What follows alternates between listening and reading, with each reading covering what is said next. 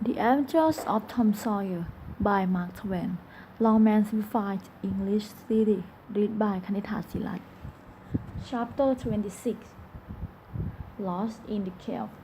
Now to return to the chair of Tom and Becky in the picnic. They danced around the passage with the rest of children visiting the familiar wonders of the cave, such as Aladdin Place and the Castle Hill. When the game of hide and seek began to, Tom and Becky played until they lost interest in it. Then they went the winding passage, holding their an address done in candle smoke on the rocky walls. They went on and on, smoked their own name under an overhanging shelf, and processed. Presently, they came to a place where a little stream of water has drew out, and centuries formed a famous waterfall in sparkling stone. Tom passed his small body behind it to rise it up for baking, and found that it hid a sort of step. Natural stairway enclosed between narrow walls, and one's ambition to be discovered seized him. They made a smoke mark for future guide and would this way and that far down into the depth of the cave. In one place they found a wide hall, from the roof of which hung a great number of shining white pillars of stone. After wandering a mile they left it by one to the nameless passage that opened into it. This soon brought them to lovely spring, the basin of which seemed to be decorated with sparkling diamonds. It was into the midst of cave, where great columns rose from afar to meet those. Marveled at this resort of the crystalline water depth of countries. Under the roof, bars had packed themselves together, thousands in a bunch, and they came flocking down in hundreds, dashing furiously at candles Tom seized baking hand and hurried her into the first passage.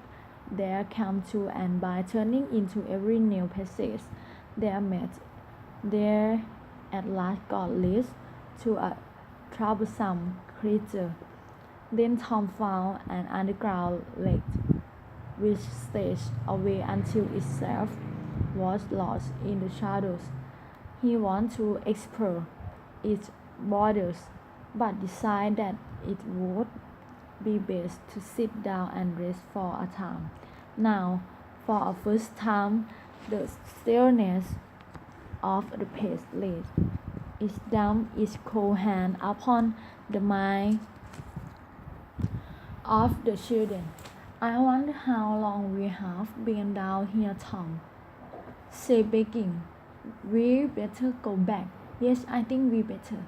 Can you find a way, Tom? It's all mixed up to me. I think I can't find it, but the best, if they put out both our candles, will be in an awful difficulty. Let's try some other way. They start off along passage, looking at each, now opening to see if there was anything familiar about it. But they were all stands. Oh, Tom, never mind the best. Said Becky at last. Let's go back that way. We seem to get worse and worse all the time. Tom stopped. Listen, said he. The silence was deaf that even their own breathing seemed loud. Tom chose the children escorting down the empty avenues and died out in the instant in a faint sound That was just like smoking. Laughter. Oh, don't do it again. Tom is too hardy, said begging. It is horrid, but I better begging. They might hear us, you know. And he shook again. The mine was even a greater horror than the ghostly laughter. It confirmed that hope was dying. They listened, but there was no result. Tom returned back, but soon a certain indecision in his manner revealed another faithful face to begging. He could not find his way back. Oh, Tom, you didn't make any marks. Becky, I was a fool. No, I can't find the way it all mixed up. Tom, we are lost. We are lost. We can never get out of his awful pace. Oh, why did we leave the other? She sank to the ground and burst into such dreadful storm of tears that Tom feared that she might go mad. When her weeping became a little less violent, he begged her not to give up hope, then began blaming himself. She told him not to talk like that again, for she was much to blame as he was, she said. So they moved on aimlessly, for all they could do was to keep moving. After a time, Luke Baking's candle and blow it out were, were not neat. She knew that Tom had a whole candle and 3 or 4 pipes in his pocket, yet he must use as little as possible. Then the children began to feel weary, but they tried to pay no attention. Moving was at last progress, as might have a good resource, but to sit down was in quite certain death. At last, begging with limp, refused to carry her any farther. They sat down. They talked of home, of the next week, so heavily on begging that she fell asleep, and Tom was grateful. He sat lost in thought of happier times. When begging waked up, she gave a gay little laugh, but she stopped it suddenly, and groan followed. Oh, how could I sleep? I wish I had never worked. No, Tom, I don't look so. I won't say that again.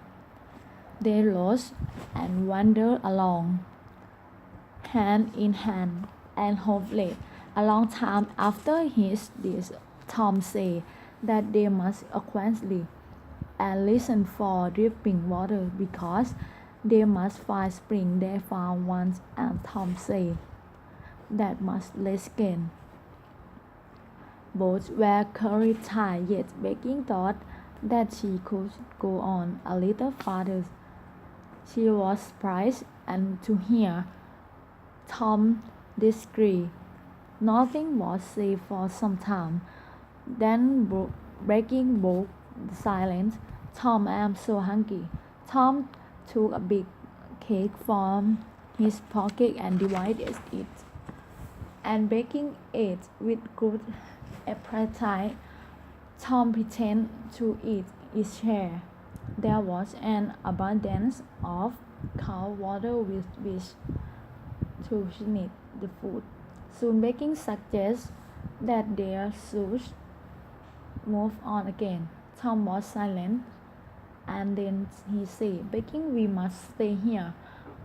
Where there water to drink, this little piece of candle is our last." Ben cried again. At length, she said, "Tom, well, baking, they'll miss us, and just for me, perhaps they're searching for us now." "Why, of course they are. When would they miss us, Tom?" "When they got back to the boat, I suppose, Tom. It might have been dark. Then would they notice that we had come?" "I don't know. Anyway, your mother would miss you as soon as they all got home. A frightened look in Becky's face made Tom remember she was not to have gone home that night. The Sunday morning might be half spent before Mr. Thatcher discovered that Becky was not at Mr. Harper's. In a moment, a new burst of grief from Becky showed Tom that the drew in his mind struck here also. The children fastened their eyes upon the bit of candle and watched it melt slowly and pitilessly away. They saw a little flame rise and fell, rise and fall, and then suddenly an horror of utter darkness enveloped them. How long afterwards, and was that begging work to find herself crying to Tom's arms? Neither could tell. Tom said that it might to be Sunday, or perhaps Monday. The house crawled by, and again the captive felt faint with hunger. Tom's share of the cake was divided and eaten, but it seemed to leave them hungry. Then before presently Tom said, "Sir, did you hear that?" Both held the beat listened. There was a sound like the fish stand, far off shoot. Instantly, Tom answered it. Again the sound was heard, and appeared and a little nearer. "They are coming. Come along, begging. We are all right now." The joy of prisoners was almost unbearable. Their speed was slow, however, because speeds were later common and had to be guarded against. They soon came to one. Tom lay fast and lay down, but he could not touch to bottom. It might be 3 feet deep. It might be 100.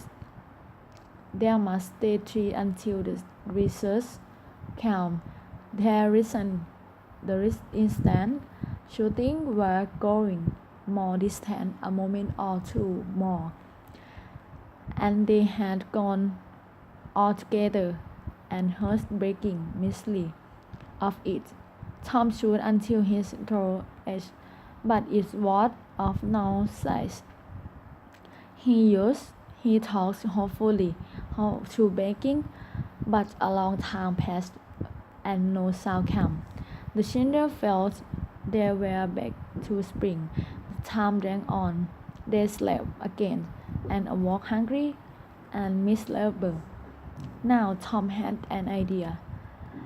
It would be better to explore some of side passages than or remind idea.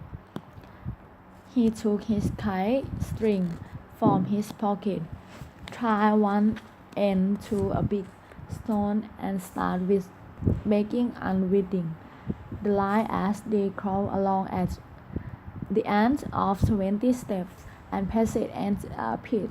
Tom fell below and then as far round the corner as cow. At that moment a hand holding a candle appeared from behind a log. Tom gave a gasp shoot, and instantly that hand was followed by a body. It belonged to Riskin Joe. Tom was returned to stone. To his immense relief, the Spanish Tom told begging that he had only shot for luck, and they crept back to the spring. But hunger and misery after the time make one forget one fears. Another wearisome with the others long. Slave both changed and children awoke sick with hunger. Tom believed that it must be Wednesday or Tuesday or even Friday or Saturday now. He proposed and explored another passage. He felt willing to release Leskin Joe and all the other tourists, but begging was so weak that she could not be lost. She said that she could wait now where she was dead and died. It would not be long. She told you Tom expressed if the truth. She begged him to come back from time to time and speak to her. She made him promise that when her last hour came, he would stay by her and hold her hand until all was over. With a lump in his throat, Tom pretended to be confident of finding the searchers of all and way out of the cave, and with the kite string in his hand went crawling down one of the passage, sick with hunger, the sorrow, and vision of their coming fate.